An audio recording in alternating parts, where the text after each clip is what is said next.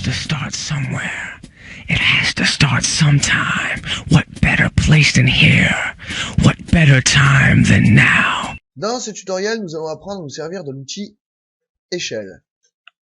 Alors, dans un premier temps, nous allons configurer notre espace de travail. Donc encore une fois, je vais appeler mes limites. Coin inférieur gauche 0,0 et coin supérieur droit, je vais prendre 300,200 pour avoir une valeur fixe. Maintenant, je vais paramétrer la grille. Alors, je vais faire un clic droit sur ma grille, paramètres de la grille, et ici, je vais faire donc accrochage activé, espacement en X 10 pour l'accrochage, pareil pour la grille, et je vais mettre une grande ligne tous les 10. Encore une fois, je vais désactiver grille adaptative, je vais désactiver afficher la grille au-delà des limites, et je vais désactiver suivre le SKU dynamique, et je vais terminer par OK. Admettons maintenant que je veuille faire un carré qui fait 10 par 10 et qui part du point 0,0. Je vais donc prendre mon outil rectangle, je vais rentrer les coordonnées du point inférieur gauche, à savoir 0,0, je valide avec entrée et je vais donner les coordonnées du point ici, à savoir 10 cm par 10 cm.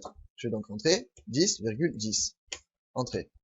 Et là, je m'aperçois que j'ai un carré qui est 10 fois trop petit, parce que ma grille est paramétrée en millimètres et non pas en centimètres. Donc il aurait fallu que je fasse un carré qui fasse 100 par 100 et non 10 par 10. Il faudrait donc que je donne un facteur d'échelle à ce carré de 10. Pour ce faire, je vais prendre mon outil échelle, je vais sélectionner mon objet, je valide ma sélection par entrée, je choisis mon point de base. Donc le point de base, c'est le point autour duquel mon carré va s'agrandir. Donc concrètement, le coin inférieur gauche 0,0 ne bougera pas.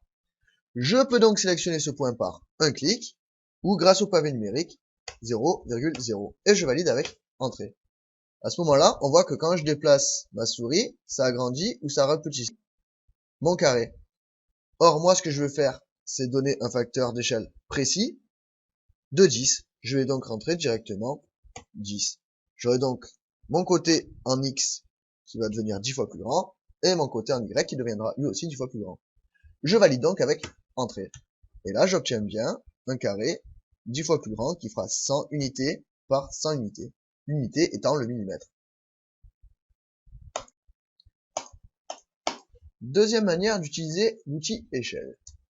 Je vais à nouveau dessiner un rectangle, comme ceci, grâce à l'accrochage de la grille.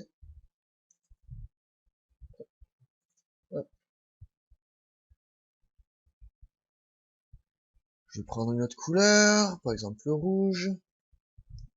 Et admettons, je dessine une forme, comme ceci, sans accrochage.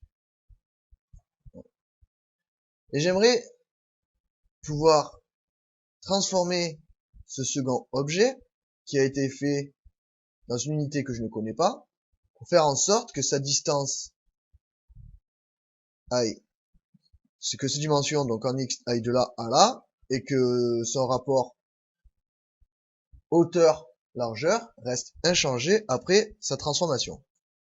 Je vais donc à nouveau prendre échelle, je vais sélectionner mon objet, je valide avec entrée, je vais prendre son point de base ici par un clic, et maintenant je vais cliquer en bas ici sur référence.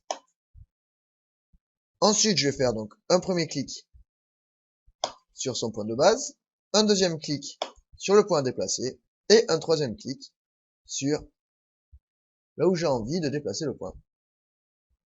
Comme ceci. J'aurais pu aussi le faire avec le pavé numérique de cette façon. Donc si je fais annuler, je peux à nouveau prendre échelle, toujours pareil, choix des objets, validation, point de base, et là, grâce à une référence, je pourrais dire donc R, entrée, ou clic, point de base, point à déplacer, Donc là, ici, j'ai déterminé une distance qui allait de ce point-là à ce point-là. Et maintenant, je pourrais rentrer la valeur que doit avoir ce côté. Donc par exemple, 50 ou 100. Admettons, je mets 50, ça arrivera pile poil à la moitié. À nouveau, je vais prendre entrée. Maintenant, je sais que j'ai envie que ce rectangle soit 2 fois plus grand.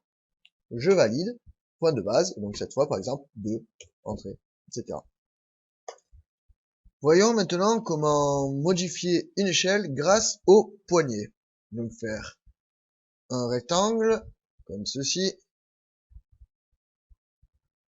Par exemple, 5 par 5.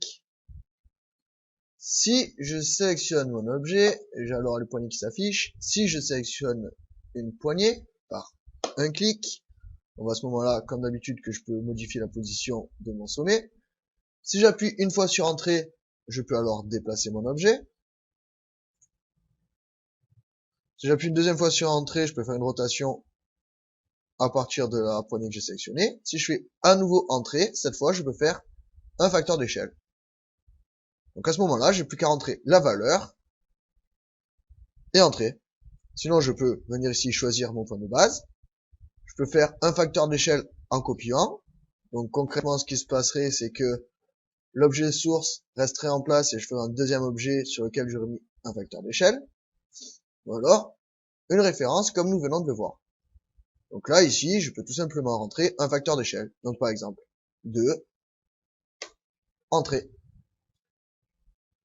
Voilà, c'est tout pour ce tutoriel et je vous attends pour le suivant qui sera l'édition des polylignes grâce à ajuster, prolonger, joindre et décomposer.